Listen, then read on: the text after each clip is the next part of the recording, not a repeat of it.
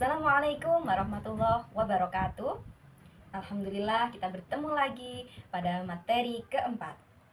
Tujuan pembelajaran hari ini adalah menghafal hadis tentang perintah menuntut ilmu, kemudian menjelaskan nilai-nilai yang dapat dipetik pada penciptaan dan pengaturan alam semesta. Allah Subhanahu wa Ta'ala menciptakan dan mengurus alam semesta dengan teratur.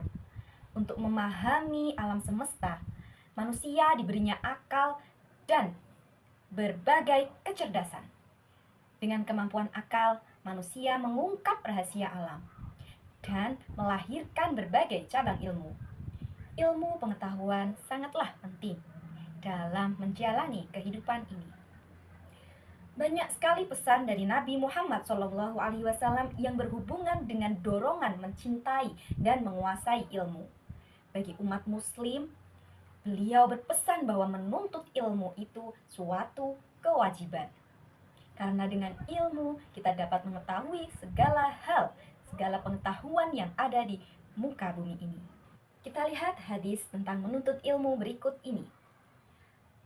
Bismillahirrahmanirrahim. An Anas bin Malik radhiyallahu anhu, anin Nabi sallallahu alaihi wasallam. Thalabul ilmi fardhatun ala kulli muslimin. Rawahu Ibnu Majah.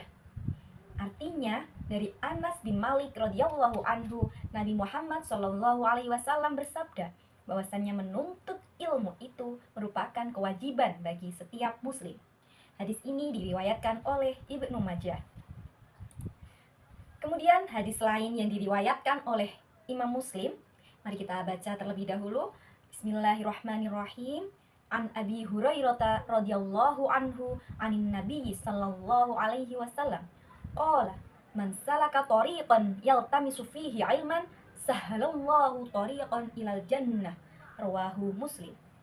Dari Abu Hurairah radhiyallahu anhu, dari Nabi sallallahu alaihi wasallam, beliau bersabda, barang siapa yang menempuh suatu jalan untuk menuntut ilmu, Allah Subhanahu wa Ta'ala akan memudahkan baginya jalan ke surga. Hadis riwayat Imam Muslim. Pada hadis ini Rasulullah Shallallahu Alaihi Wasallam berpesan kepada umatnya untuk menjadi orang yang berilmu. Orang yang berilmu dapat mengajarkannya kepada orang lain, sehingga dapat mengubah masyarakat untuk memiliki wawasan yang luas dan juga beradab. Apabila seseorang tidak mampu menjadi orang yang pandai, maka jadilah sebagai orang yang terus mau belajar. Apabila tidak bisa menjadi orang yang belajar, maka jadilah orang yang mau mendengarkan ilmu pengetahuan. Kita bisa mengambil hikmah dari apa yang didengar. Apabila menjadi pendengar juga masih tidak bisa, maka jadilah orang yang menyukai ilmu pengetahuan.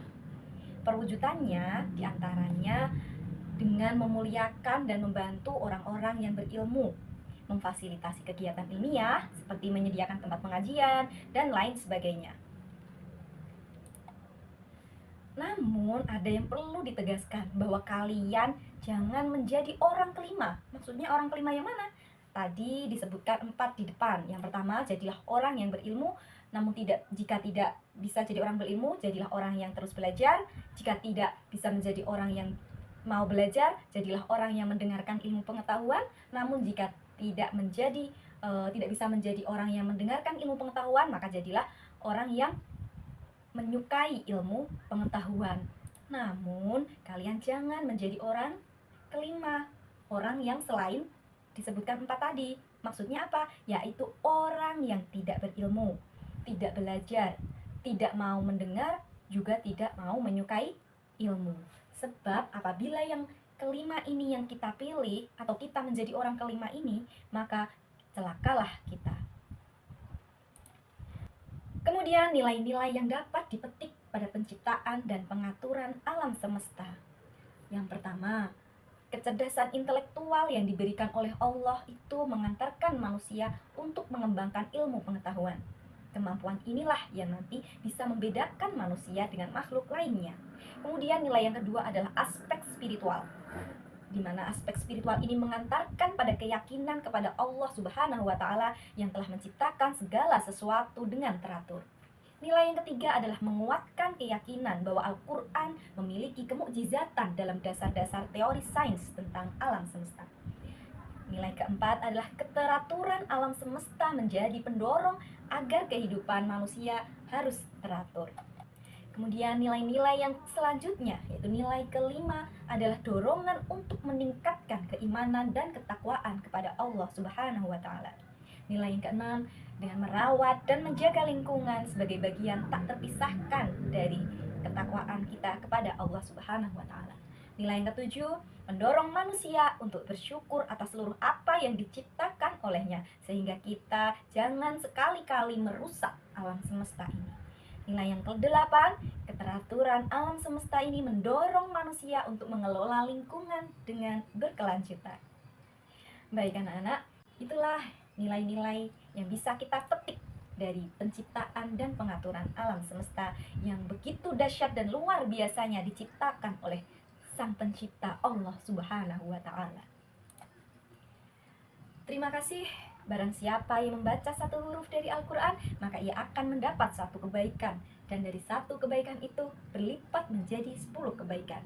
Aku tidak mengatakan alif lam mim sebagai satu huruf, akan tetapi alif satu huruf, lam satu huruf, dan mim juga satu huruf. Hadis riwayat Al-Bukhari mengingatkan kepada kita akan pentingnya membaca Al-Quran, sebab setiap huruf di dalam Al-Quran memiliki kebaikan dan kebaikan. Wassalamualaikum warahmatullahi wabarakatuh.